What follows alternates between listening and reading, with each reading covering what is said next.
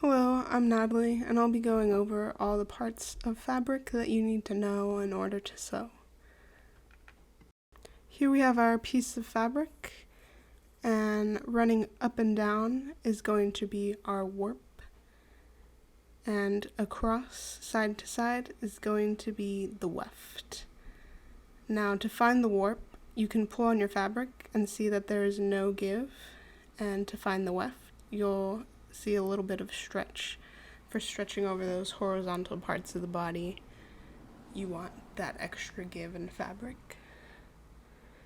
Now I drew the grain line on the side. You'll usually see that on patterns or on mock-ups of fabric to indicate which way the pattern should be cut.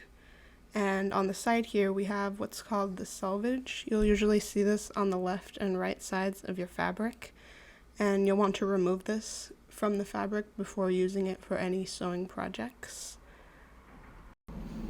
So diagonally on the fabric you have what's called the bias. Now the bias is usually used when you're making skirts. You'll have your pattern aligned with the bias, and that is because when you pick it up and pull on it, there is a lot of stretch and a lot of give there.